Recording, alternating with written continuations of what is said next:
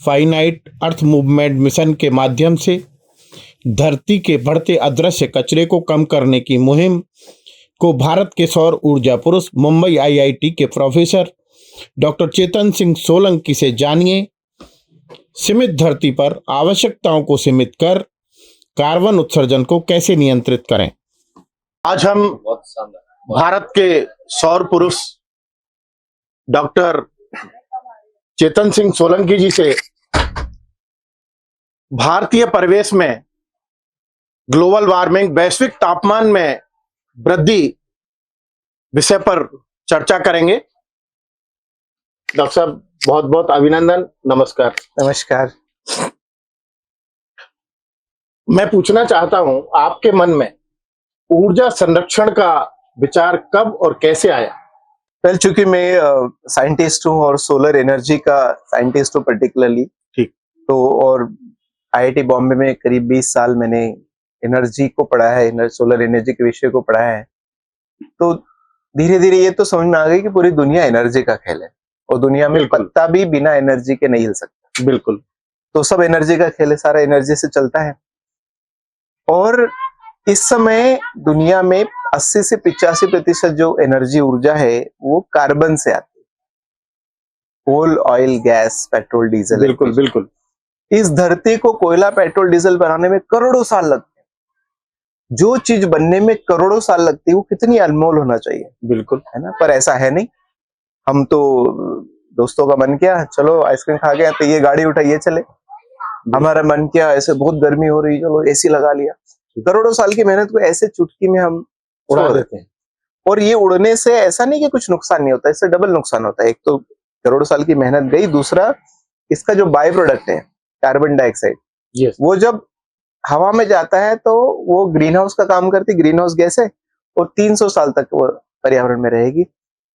वो दिखती नहीं है, स्मेल नहीं है, कलर नहीं है। बिल्कुल। तो अदृश्य एकदम जो भूत के रूप में ये पर्यावरण में मिलती जा रही, विद्यमान रहती है और जलवायु परिवर्तन का काम करती है। मुख्य स्रोत जलवायु परिवर्तन का यही है, यही मेन कारण है। जो कार्बन जो था धरती के अंदर गोद में था, उसको खोद के हमने खोल के हवा में छोड़ दिया। वो अदृश्य कार्बन है, वही जलवायु परिवर्तन का मुख्य कारण है। इसीलिए सबसे पहला काम क्या करते हैं, अंग्रेजी में बोलते हैं prevention is better than cure. यदि आपको इस समस्या का समाधान करना है तो उपचार बाद में करेंगे, पहले प्रिवेंट तो कर लो, प्रिवेंट करना पहले कम तो कर लो। इसलिए ऊर्जा संरक्षण का महत्व है। आपका ऊर्जा स्वराज यात्रा आपने प्रारंभ किया, इसके क्या लक्ष्य निर्धारित किए और जब ये यात्रा का आपने एक समय फिक्स किया उसके बाद के लक्ष्य क्या होंगे? पहले यात्रा का लक्ष्य तो सरल है, बहुत सीधा सा सरल है। दुनिया को बदलना है, उससे कम में काम नहीं चलेगा। दुनिया इतनी बिगड़ चुकी है। नहीं, दुनिया को आप मात्र 10 साल में कैसे बदलेंगे?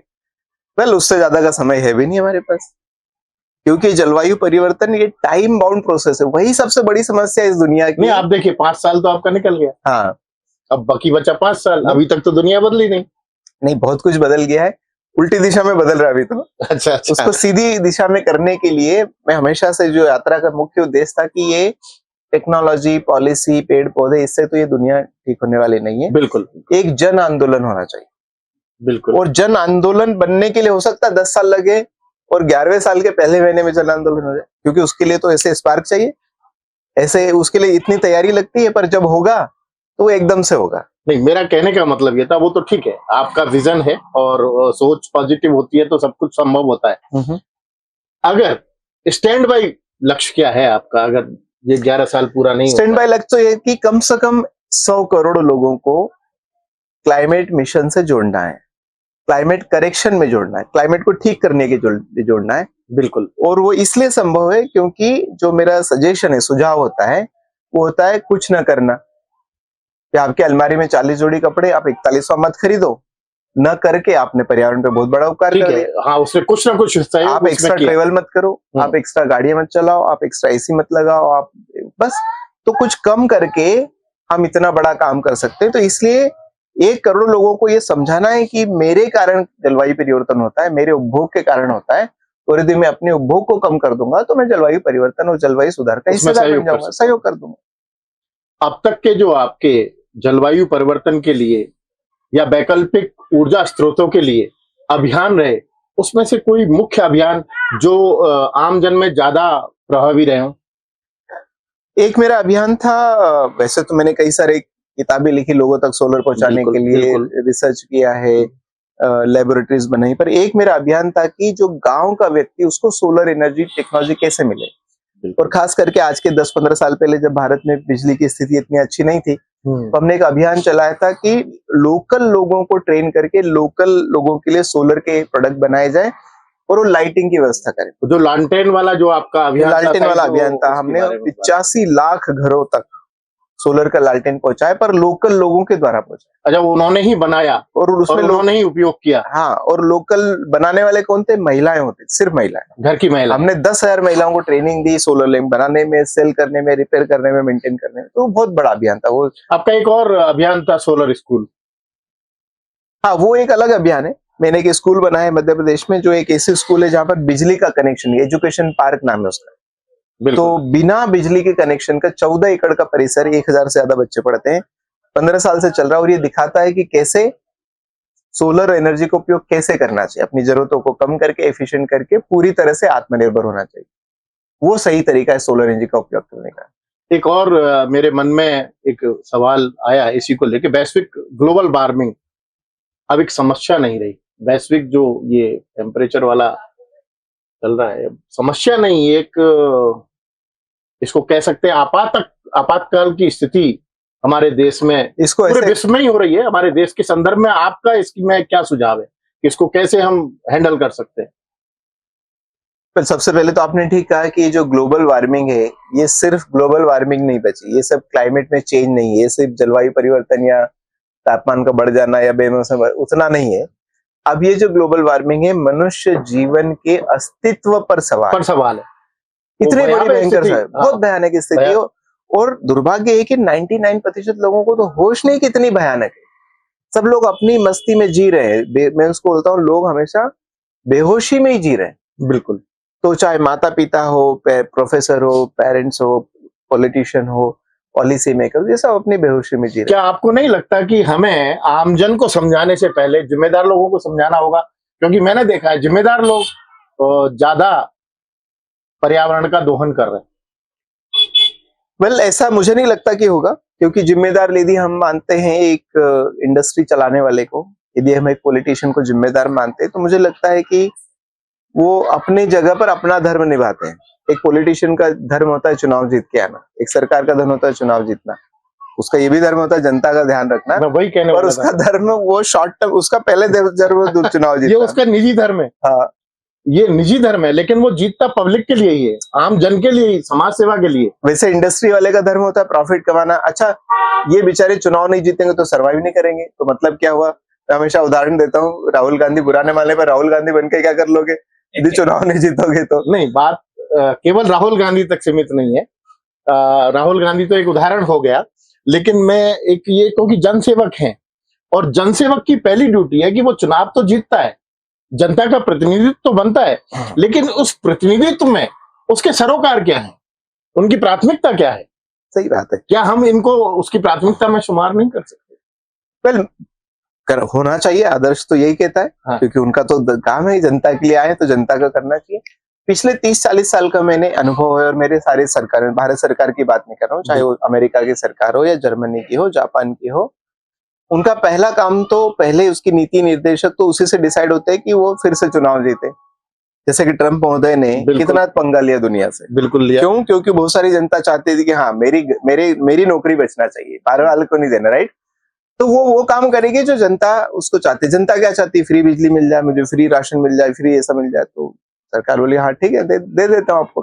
पर वो फ्री बिजली के कारण ज्यादा कार्बन उत्सर्जन होगा और ज्यादा पर्यावरण नुकसान होगा, ये वो बाद में सोचेंगे।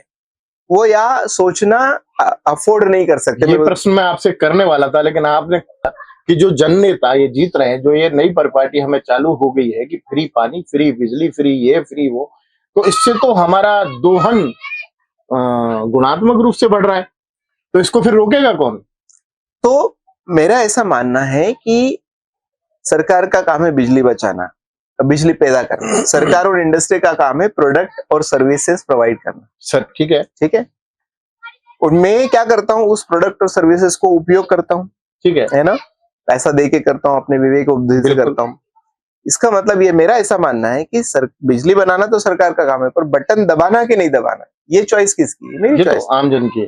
टूथपेस्ट खरीदना कि नहीं खरीदना, 30 जोड़ी कपड़े रखना कि नहीं रखना है, 2 फ्लैट रखना कि नहीं, ये तो मेरी जिम्मेदारी, मैं डिसाइड करता हूँ। बिल्कुल बिल्कुल। तो मेरा ऐसा मानना है कि क्योंकि सरकारें 5 साल में आती है, 5 साल से 6ठे साल में वो सोच नहीं सकती ना, हमने उनको सोचने की परमिशन दी है।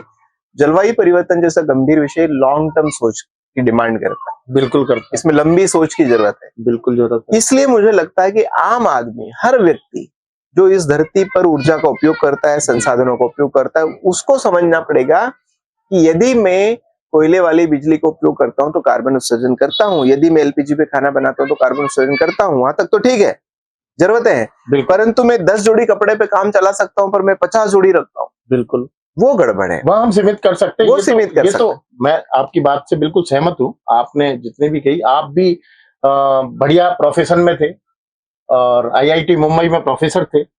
आपने रिजाइन किया और प्रोफेसर रहते हुए भी जन जागृति का ये अभियान आप चलाए हुए हैं। मेरा केवल प्रश्न यहाँ यह था कि आपकी और आम जनता की तो जिम्मेदारी है, आप उसको समझा रहे हैं, लेकिन उस जिम्मेदारी को समझाने का जो काम आप कर रहे हैं, उसको उस जनप्रतिनिधि को क्यों नहीं करना चाहिए? नहीं, करना ही चाहिए, सवाल ही नहीं उठता, उसको भी करना चाहिए। उसकी जिम्मेदारी ज्यादा है, उसको भी करना चाहिए। मैं बता रहा हूँ कि ये अस्तित्व का सवाल है, तो जो जनप्रतिनिधि है उसको तो सब काम छोड़ के इस पे पहले ध्यान देना चाहिए। मैं वही कह रहा था, पर वो नहीं देते हैं, ये मैंने देखा है। जब जीवन ही नहीं रहेगा तो वो जीतेगा कहाँ? वो उसका कारण तो सरकार किस पे बनाएगा? उसका तो वो उतना नहीं सोचेंगे ना, क्योंकि वो तो सोचेंगे अगले बार चुनाव जीतूंगा कि नहीं जीतूंगा, वो तो उस पर सोचेगा। और वो एक तरह से सही है भाई, 50 साल के बाद में सोचेंगे, पहले तुम बचो तो सही, तुम पावर में रहो तो सही। ये दुर्भाग्य की बात है, और दुर्भाग्य सिर्फ पॉलिटिशियन का नहीं, हर पालक का दुर्भाग्य। बिल्कुल, क्योंकि पालक भी अपने बच्चे को डॉक्टर इंजीनियर बनाना चाहता है। पालक कोई चाहता है कि मैं अपने बच्चे को शुद्ध पानी पहले दूंगा, फिर शुद्ध हवा दूंगा, फिर शुद्ध खाना दूंगा, तब जाके उसको पढ़ाऊंगा, ऐसा कोई पालक करता है? तो पालक भी खराब हो गया। ठीक है, टीचर भी नहीं पढ़ाता कि भाई साहब ये जो आप एक्स्ट्रा करते हो, हर टीचर बोलेगा नहीं बड़ा बनो, बहुत अच्छी नौकरी मिल जाए, अच्छी नौकरी मिल जाए। तो हर कॉलेज में बड़े बड़े बोर्ड लगे रहते हैं, 40 लाख का पैकेज, 5 लाख, उसी में खुश होते रहते हैं। तो जो प्रोफेशन है, जो प्रोफेशन काम है जिनका एजुकेट करना, वो भी तो यही काम करता है कि ज्यादा पैकेज करो तो उसको वाहवाही होती है। वो तो जितना ज्यादा होएगा फिर उसका दुरुपयोग ही बढ़ेगा। वही तो न तो पेरेंट्स को समझ में आती है, न तो प्रोफेसर को समझ में आती है, न पॉलिसी बनाने वाले को समझ में आती है। पॉलिसी बनाने वाला क्या बनाते हैं? आज की तारीख में जब यदि कार का सेल कम हो जाता है, बिक्री कम होती है, तो आरबीआई क्या करती है? रेपो रेट कम कर देती है। तो ये तो पॉलिसी मेकर की भी गलती हुई। बिल्कुल, तो वो सेल्स को बढ़ाने करता है। फिर जो प्रोफेशनल है, जो बड़ी कंपनियां चलाते हैं, वो क्या करते हैं? आपको बोलेंगे ग्रीन ये ग्रीन वो, कुछ ग्रीन होता है? कुछ नहीं होता। आपको ऐसा एडवर्टाइजमेंट दिखाएंगे, आपको लगे यही है, तो उसकी भी गलती है। पॉलिटिशियन की गलती तो है, साथ में प्रेस की भी गलती। बिल्कुल, प्रेस को भी सब पता नहीं कि क्या प्रश्न पूछना चाहिए। किसी सरकार ने अनाउंस किया 2000 मेगावाट सोलर पावर प्लांट लगाएंगे, तो फ्रंट पेज पे न्यूज बन जाएगी। ना तो प्रेस वाले को पता, ना सरकार को पता है कि सोलर का मेन तरीका 2000 मेगावाट का पावर प्लांट लगाना नहीं है भाई। हाथी का काम हाथी से करवाओ, हिरण का काम हिरण से करवाओ। तुम कोयले का भी 2000 मेगावाट का प्लांट लगाओगे और सोलर का भी 2000 मेगावाट, ये तुक थोड़ी बनता है। इसका मतलब है समाज के जो मेन तत्व हैं, जो दिशा निर्देशन देते हैं समाज को, parents, professors, professionals, policy makers, politician and press, किसी को होश नहीं कि ये सब क्या चल रहा है। सब अपनी मस्ती में कुछ कुछ करते रहते हैं। मतलब कोई अपनी जिम्मेदारी का निर्वहन नहीं कर रहा है सही रूप में, क्योंकि बहुत बड़े लेवल की अज्ञानता है, जो पिछले 30-40 सालों में हमें ये बताया साइंस सब कुछ है, टेक्नोलॉजी सब कुछ है, मुझे आगे बढ़ना है, मुझे प्रगति करना है। ये जो हमें बार बार भरा गया है ना कि अभी भी आजकल लोग स्कूल में पढ़ाया जाता है विज्ञान को प्रमोशन करने के लिए ये सब होता है। विज्ञान ने कितना गड़बड़ किया तुमको पता है क्या? और तुमको अभी भी विज्ञान को आगे बढ़ाना है। तो ये जो गड़बड़ है ये पूरे समाज के सारे तत्वों में गड़बड़ है। अच्छा, एक मेरा प्रश्न इसी से संदर्भित है, क्या अरण्यक संस्कृति की तरफ झुकाव इसका एक समाधान हो सकता है? अरण्यक संस्कृति क्या? अरण्यक यानी वन संस्कृति, जो पहले साधु महात्मा वन गमन में जंगलों में रहते थे, निवास करते थे, कंदमूल फलों का सेवन करते थे, उनके पास एक केवल छाल का कपड़ा होता था। नहीं, ऐसा है कि भगवान ने मनुष्य को बुद्धि दी है, बिल्कुल, विवेक दिया है ना? तो बुद्धि दी है तो इंसान कुछ करेगा। बिल्कुल। सिर्फ इंसान को इतना समझना है कि यदि मैं जो प्रगति चाहता हूं वो एक कुर्सी के 4 पैर होते हैं, चारों पैर की बराबर प्रगति करे तो वो संतुलन में रहेगा। तो संतुलन में प्रगति करना कोई बुरी बात नहीं, ठीक है। पर मैं आर्थिक प्रगति करूं बढ़िया है, पर सिर्फ आर्थिक प्रगति करूं तो मारा जाऊंगा। ठीक। पर मैं आर्थिक प्रगति करूं, आध्यात्मिक प्रगति करूं, ज्ञान की प्रगति करूं, मॉरल वैल्यूज की प्रगति करूं, मैं चारों दिशाओं में बढ़ूं, तब जाके जो मेरी बुद्धि और विवेक का सही उपयोग होगा। वरना आपने आर्थिक प्रगति कर रही पर मॉरल वैल्यूज तो बची नहीं। भाई आपको तो ये एहसास ही नहीं कि आप धरती सीमित है। मान लो आपके घर में आपके पास एक फ्लैट खरीदने के पैसे हैं, बिल्कुल, पर आपने एक्स्ट्रा पैसे आ गए आपके पास, तो आपने 2 फ्लैट तीसरा ले लिया। जब धरती सीमित है तो आपने ज्यादा लिया, इसका मतलब किसी को नहीं मिल रहा होगा। कोई गरीब आदमी झोपड़ी में रह रहा हो, किस कारण से? क्योंकि किसी एक व्यक्ति ने 4 फ्लैट रखे, तो उसने जमीन के भाव बढ़ा के रखे। ये अपराध नहीं तो क्या है? बिल्कुल अपराध है, ये अपराध है। तो यदि जब तक इंसान बैलेंस, अच्छा ये अपराध, ये जो गैप बढ़ जाएगा सोसाइटी में, बिल्कुल, तो हिंसा होगी। भाई 2 वायर होते हैं ना, आपने देखे 2 वायर को चिपकाओ तो क्या होता है? स्पार्किंग होती है। अच्छा 2 बैटरी के वायर में स्पार्किंग नहीं होगी, किस वायर में स्पार्किंग होती? जो हायर वोल्टेज। मतलब जितना ज्यादा तनाव सोसाइटी में होगा उतना ज्यादा स्पार्किंग होगी, जो आजकल दिखने लगी है। मैं इसका मतलब ये मानता हूं, जैसा अभी अपनी चर्चा से निष्कर्ष निकल रहा है कि हर व्यक्ति अपनी जिम्मेदारियों से विमुख हो रहा है। हर व्यक्ति मूर्खता से, अज्ञानता से आधुनिक जीवन जी रहा है। आधुनिक मनुष्य से मूर्ख जानवर धरती पर आज तक नहीं आया, ये आप सबको जरूर बताना, क्योंकि ये ऐसा मूर्ख जानवर है जो उसी पानी को खराब करता है जिसको खुद पीना है। ये उसी हवा को खराब करता है जिसको खुद श्वास लेना है, पड़ोसी को नहीं लेना है। इससे बड़ा मूर्ख जानवर धरती पर हो सकता है क्या? बिल्कुल। कौन सी ऐसी नदी बची भारत देश में जहां के आप डायरेक्ट जाके एक गिलास पानी पी सको? कोई नहीं पी सकता। कैसे हो गए हम लोग? कुछ होश है क्या? हम लोग क्या करते हैं? मैं बच्चों को पता चल जाएगा, छोटे बच्चों को कि बड़ों ने क्या किया, वो घर से निकाल देंगे। बिल्कुल निकाल देंगे, निकाल देना चाहिए। इस लायक नहीं है कि इधर रखा जाए। मैं इसी संदर्भ में एक और प्रश्न कर रहा हूं, क्या शाकाहार भी कार्बन उत्सर्जन में कमी ला सकता है? देखो दुनिया की जितनी जनसंख्या है, शाकाहार में भी 2 तरह के शाकाहार, एक होता है मछली जो प्राकृतिक रूप से पैदा हुई है, ठीक है। मछली के कारण जो कार्बन उत्सर्जन है चावल से भी कम होता है। अच्छा, क्योंकि आपने कुछ किया ही नहीं, भाई पकड़ लाए खाली, नेचुरल है, कुछ नहीं किया। पर चावल को उगाने के लिए आपने खेत को जोता, पानी डाला, उसमें फर्टिलाइजर डाला, उसको करा, उसको हार्वेस्टिंग किया। तो संदर्भ ऐसा होना चाहिए कि किस तरीके से वो जो मांसाहार है, परंतु बहुत सारी पॉपुलेशन मांसाहार पे डिपेंड करती है, जो खास करके जो समुद्र किनारे रहते हैं उनका जीवन उससे चलता है। ऐसा भी एक आंकड़ा मैंने देखा था, मुझे बहुत उसका कॉन्फिडेंस नहीं है कि दुनिया में सब लोग शाकाहार हो जाए तो शायद फूड का सप्लाई प्रॉब्लम हो जाए, क्योंकि इतने सारे लोग खाते हैं। ठीक है, विशेष क्वेश्चन आपने कहा कि जैसे चावल को उगाने में कार्बन उत्सर्जन ज्यादा हो रहा है, जबकि एक सी फूड में कम हो रहा है। नेचुरल सी फूड फार्मिंग में नहीं, ठीक है, फार्मिंग में नहीं, नेचुरल सी फूड में कार्बन उत्सर्जन कम हो रहा है। अगर मेरा यहाँ क्वेश्चन था शाकाहार का, तो जब हम वनस्पति प्रोड्यूस नहीं करेंगे तो भी जीवन नहीं चलेगा। सही है। तो उस लेवल को हम कार्बन उत्सर्जन कम करने में कैसे, क्या कर सकते हैं उसके लिए? नहीं, देखो अपने को पर्यावरण को रोकने के लिए कार्बन के क्या क्या उत्सर्जन के स्रोत कहाँ हैं। बिल्कुल। तो खाने के कारण कितना होता है, ट्रेवल के कारण कितना होता है, मैन्युफैक्चरिंग के कारण कितना होता है, बिजली के कारण, ये सब देखना पड़ेगा। ठीक है। उसमें खाने का कितना रोल है और खाने की प्रोसेसिंग का कितना रोल है। तो खाना इतना सा है, पर खाने की जो प्रोसेसिंग होती है, उसको रेफ्रिजरेट करना, बिल्कुल, उसको ट्रांसपोर्ट करना, गोडाउन में रखना, ये करना, वो करना, वो सब मतलब आपका मतलब कहने का ये है कि प्रोसेसिंग फूड जो है वो बिल्कुल बंद करना चाहिए। वो जो कार्बन उत्सर्जन के लेवल को बहुत ज्यादा बढ़ा रहा है। बहुत ज्यादा बढ़ा। तो जो रीजनल है और जो सीजनल है ये खाना चाहिए। रीजनल और सीजनल, जो रीजन का है और जो सीजन का है ये खाना चाहिए। किसी डॉक्टर ने मुझे कहा आजकल इतने केमिकल्स आते हैं सब्जियों में, तो क्या करना चाहिए? तो उन्होंने मुझे एक बहुत अच्छा आइडिया बोले, चेतन जी जो सबसे सस्ती सब्जी हो ना वो खरीद के खाना। क्यों? क्योंकि किसान को भी पता है कि इसके ज्यादा भाव मिलते हैं, उसमें ज्यादा केमिकल डालता है। केमिकल सही है। जो एकदम सस्ती होगी, अच्छा सस्ती वही होगी जो लोकल होगी। हाँ भाई कोई 1000 किलोमीटर दूर से लाके सब्जी तो तुम्हें सस्ती नहीं देगा। बिल्कुल। जो लोकल पैदा होगा वही सस्ता होगा, क्योंकि उसका ट्रांसपोर्टेशन कम हुआ, उसको वेयर हाउसिंग नहीं हुई है, तो वही सस्ता होगा। जो सबसे सस्ती है मतलब वही रीजन की और वही सीजन की, वो खा लो।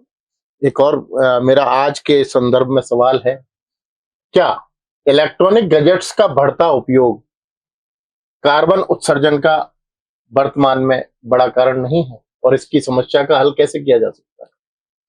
इलेक्ट्रॉनिक उपकरण का उपयोग बढ़ता कारण है, परंतु मैं फिर से कह रहा हूं कि 5 क्षेत्रों में हम कार्बन उत्सर्जन देख सकते हैं। एक तो हमारा ट्रेवल एक मेजर है, 22-25% कार्बन ट्रेवल के कारण होता है। केवल ट्रेवल के कारण, ट्रेवल ट्रांसपोर्टेशन सब आ गया। फिर जो हमारा सामान ऑलरेडी हम उपयोग कर रहे हैं उसके कारण होता है। फिर जो नया खरीदने वाले हैं 20-25 उसके कारण होता है। फिर हम जो खाना खाते हैं उसके कारण 25% होता है, और बिजली के कारण 20-25% होता है। तो ये लगभग मोटा मोटा है। ठीक है। अब इसमें बिजली वाले चलने वाले उपकरण सब मिला के बिजली ही 20-25% है, उसमें इलेक्ट्रॉनिक वालों का होगा कंट्रीब्यूशन 10-12 8-10% होगा। मेरा एक और संदर्भ इसमें है, जो इलेक्ट्रिक गैजेट्स हैं इनकी लाइफ कम है, और ये एक इलेक्ट्रॉनिक कचरा जिसे हम कह सकते हैं। इनकी लाइफ कम नहीं है, इनकी लाइफ कम हो ऐसा बनाया जाता है अपने प्रॉफिट बढ़ाने के लिए, ताकि आप डबल से खरीदो। ठीक है।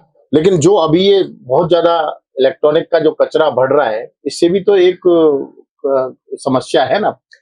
देखो ऐसा है कि खतरा है। नहीं, मैं हमेशा बोलता हूँ कि इन सब बातों में बह नहीं जाना चाहिए। ये सब इसलिए होता है क्योंकि दिखता है, परंतु आपको कार्बन डाइऑक्साइड कहाँ दिखी है? हाँ, तो दिखता है इलेक्ट्रॉनिक कचरा। हाँ, तो इनसे भी तो कार्बन उत्सर्जन बढ़ता होता है, इसके मैन्युफैक्चरिंग में होता है, बट रियल प्रॉब्लम है जब इसको रीयूज करेंगे, रिड्यूस करेंगे, मतलब इसको जो भी करेंगे, इसका प्रसंस्करण, जो भी प्लास्टिक आया उसको पिघलाएंगे, तो उससे तो कार्बन बढ़ेगा, उत्सर्जन होगा। बट फिर से जो विजिबल फॉर्म है ये छोटा सा है, परंतु ये जब इलेक्ट्रॉनिक सामान बना, जब बैटरी बनी, जब सोलर पैनल बना, जब इलेक्ट्रिक व्हीकल बना, जब कपड़े बने, जब फर्नीचर बना, जब बिल्डिंग बना, तब जो प्रदूषण होता है इनविजिबल फॉर्म में कार्बन डाइऑक्साइड, वो खतरनाक है।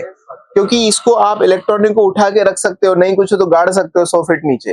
ठीक है। वो तो जो गया तो गया गया ना। अब वो जो हो गया तो गया, उसको तो नहीं निकाल सकते, लेकिन पर वही तो खतरनाक है। वो खतरनाक है, ये भी है, पर ये उतना ज्यादा नहीं, उतना ज्यादा। तो इनविजिबल पे ध्यान देना चाहिए, जो दिखता नहीं, जो हर एक्टिविटी से जो कार्बन उत्सर्जन होता है उस पे ध्यान देना चाहिए, वो खतरनाक है। मेरा एक प्रश्न है, जो अपना ये अभियान सारा चल रहा है, Jaipur climate mission, Jaipur climate mission भी चल रहा है, और आप तो पूरे मेरे ख्याल से भारतवर्षीय लेवल पे हमारा जो पूरा विश्व का अभियान है वो finite earth movement, finite earth movement जो आपने चला रखा है, इसमें महिलाओं की कितनी भूमिका हो सकती है? कि महिलाओं के थ्रू, अगर, क्योंकि घर में महिला रहती है, अधिकतर समय महिलाओं का घर में निकलता है, उस संदर्भ में इसको कितना कामयाब किया जाता है? बहुत भूमिका हो सकती है। एक तो आपने ठीक कहा कि महिलाओं का ज्यादा उपभोग होता है, बिजली का कंट्रोल हो, खरीदारी हो, ये सब महिलाओं का रहता है, तो उनका बहुत सारा योगदान इसमें हो सकता है। दूसरा, महिला जो मातृत्व का भाव होता है, महिला का एक नेचुरल टेंडेंसी होती है प्रिजर्व करने की, प्रोटेक्ट करने की। बिल्कुल। तो जब महिलाओं को ये आभास होगी कि प्रकृति का ही नुकसान हो रहा है और मेरी बच्चों को जीना है और मेरे बच्चों को भुगतना है, तो जो मातृत्व का भाव होता है महिलाओं में, एक प्रिजर्व करने की जो नेचुरल टेंडेंसी होती है, प्रोटेक्शन की एक नेचुरल टेंडेंसी होती है, उस भाव को यदि जगाए प्रकृति के प्रति, तो मेरे ख्याल से बहुत बड़ा रोल अदा कर सकती है। तो आपको महिलाओं के लिए क्या संदेश है? अच्छा, इसके पहले मैं संदेश दूं, एक और बात बताऊं। मैंने 1700-1750 लेक्चर पूरे देश में लिए होंगे, ठीक है, और हर मेरे लेक्चर में पुरुष महिला, बच्चे बच्चियां दोनों होती है। अधिकतर जगह मैंने देखा गया है कि जब भी मैं पूछता हूं कि क्लाइमेट करेक्शन करना है ये, तो महिलाओं का ज्यादा भागीदारी होती है, गर्ल्स स्टूडेंट का ज्यादा भागीदारी। तो हमेशा मैं सोचता हूँ कि ऐसा क्यों होता है। फिर बार बार सोचने पे लगा कि नहीं, इनका जो प्राकृतिक है बचाव का, संरक्षण का, वो उनकी प्राकृतिक टेंडेंसी है। तो मेरा इतना ही संदेश है कि महिलाएं सृजन में बहुत महत्वपूर्ण रोल अदा कर सकती है। इस सृजन को बचाने के लिए, प्रकृति को बचाने के लिए, उस प्रकृति को जिसमें हमारे बच्चे जीने वाले हैं बिल्कुल, और ज्यादा भुगतने वाले हैं, उसको अपने बच्चों को जीने लायक धरती छोड़ के जाना है। तो भले ही हमारे सुख में थोड़ी कमी हो जाए, हमारे वैभव में थोड़ी कमी हो जाए, हमारे संसाधनों में थोड़ी कमी हो जाए, परंतु बच्चों को जीने लायक धरती छोड़ के जाना है। बेचारे जी सके, वैसे इतना ही करके जाना, इतना उपकार करना, उनको पढ़ाना लिखाना बंद कर दो मेरी तो तरफ आपका से। महिलाओं के लिए ये संदेश है विशेष रूप से? विशेष रूप से संदेश है कि अपने बच्चों को, जिनका हम इतना प्यार करते हो, मेरे ख्याल से माँ जितने अपने बच्चों को प्यार करती, पिताजी उतना कम करते, उतना तो नहीं करते। तो माँ यदि इस प्रेम को समझती और असली वाले प्रेम को, और असली में बच्चों की भलाई चाहते हैं, तो उनको पढ़ाई लिखाई तो बाद में, सबसे पहले श्वास लेने की शुद्ध हवा, पीने के लिए बिना फिल्टर का पानी, और खाने के लिए बिना केमिकल का खाना, इतने यदि दया आप कर सको तो बहुत बड़ा उपकार होगा। एक और मेरा सौर ऊर्जा को लेके सवाल है। अभी बहुत लंबा प्रचार चल रहा है सौर ऊर्जा को लेके, सौर पैनल लगाए जाए। तो क्या सौर ये जो ऊर्जा का सिस्टम है, ये भी डायरेक्ट कार्बन उत्सर्जन करता है, या इसके पर्यावरण पर क्या दुष्प्रभाव है? देखिए, ऐसा है, दुनिया में कोई ऐसी चीज नहीं है जो मैन्युफैक्चर करो और साइड इफेक्ट ना हो। ऐसा कुछ नहीं हो सकता। बिल्कुल, है ना। सिर्फ प्लांट पौधे हैं, उनको मैन्युफैक्चर नहीं करना पड़ता है, खुद से बढ़ते हैं, इसलिए उसका साइड इफेक्ट नहीं होता। वरना मैंने इस कपड़े को पहना, इस किताब को प्रिंट किया, आपने, ये सबका साइड इफेक्ट होता है। ठीक वैसे ही सोलर पैनल को भी मैन्युफैक्चर करोगे तो साइड इफेक्ट होगा। नहीं, मैन्युफैक्चर करने में साइड इफेक्ट कम हो सकता है, परंतु जीरो तो नहीं होगा। तो सबसे पहले सोलर पैनल का भी अंधाधुंध उपयोग नहीं करना चाहिए। फिर जब एक बार सोलर पैनल बन गया, फिर उसके कारण कोई कार्बन उत्सर्जन नहीं होता, क्योंकि उसमें कोई चलित पार्ट नहीं होता, उसका कोई मेंटेनेंस नहीं होता, साफ सफाई के अलावा। ठीक है, उसके कोई पर्यावरण पे दुष्प्रभाव रनिंग पोजीशन में नहीं है। रनिंग पोजीशन में नहीं। कई लोगों को लगता है कि अच्छा हीट करता है, ऐसा करेगा वैसा, ऐसा कुछ नहीं है।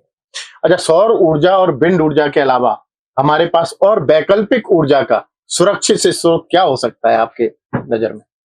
सुरक्षित स्रोत तो ये दो ही हो सकते हैं। बायोमास एक नॉर्मली ऐसा मानते हैं, पर उसकी बहुत सारी दूसरी समस्या होती है।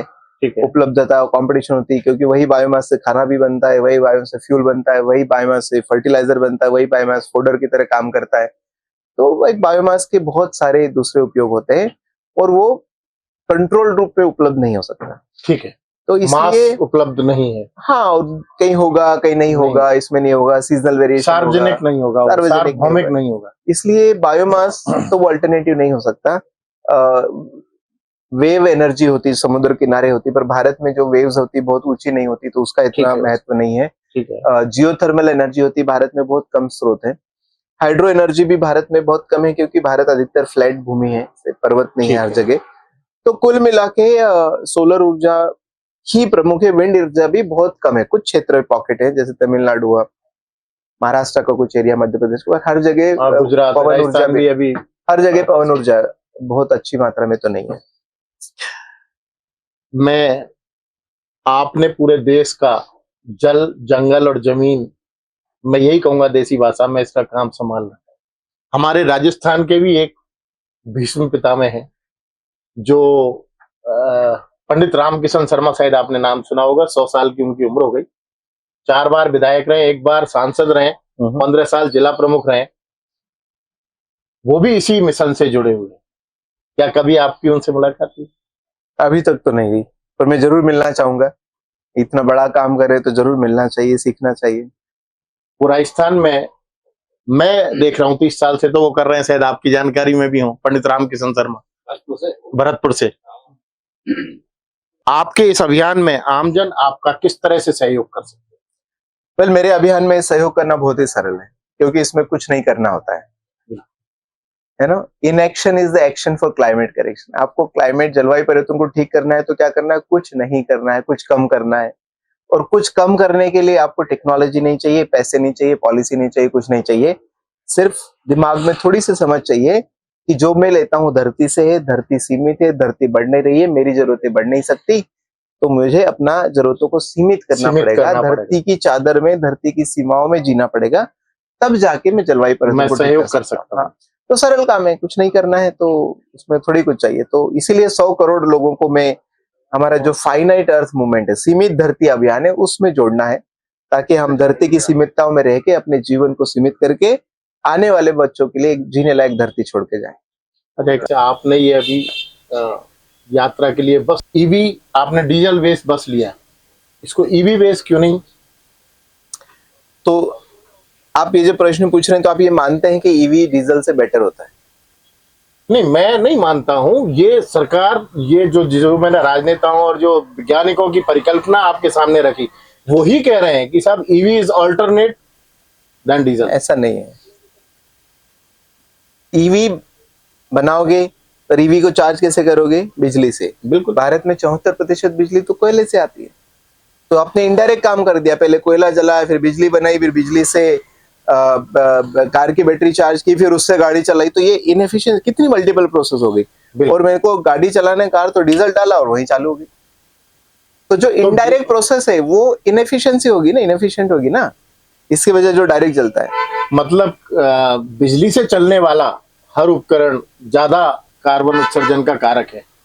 यदि बहुत सारी डीजल या पेट्रोल, यदि बहुत सारी बिजली सोलर या रिन्यूएबल से नहीं बनती है तो, और हमारे यहाँ तो 74% बिजली कोयले से आती है। मतलब रिन्यूएबल एनर्जी का सोर्स कम है, और तो इसके लिए डीजल और पेट्रोल का कार्बन उत्सर्जन लेवल ज्यादा बेटर है। हाँ, क्योंकि हम वहीं पर जला रहे हैं जहाँ पे पावर देना है। तो कहाँ जला रहे हैं? तो कार को पावर वहां पे देना है इंजन, तो वहीं जला रहे हैं। इधर हम बैटरी से पावर देना है, पर उसका कोयला कहीं और जलाएंगे, फिर वो ट्रांसमिट करेंगे, फिर स्टोर करेंगे। अच्छा, बैटरी चार्ज होगी, डिस्चार्ज होगी, उसकी अपनी एफिशिएंसी होगी, फिर एक मोटर लगेगी, उसकी अपनी एफिशिएंसी होगी। तो 19-20 का फर्क ऐसे बहुत ज्यादा फर्क नहीं। धन्यवाद डॉक्टर साहब। आज आपकी जयपुर पल्स से खास मुलाकात में आपने हमारे सभी प्रश्नों के संतोषजनक जवाब दिए, उसके लिए हम आपका आभार और धन्यवाद।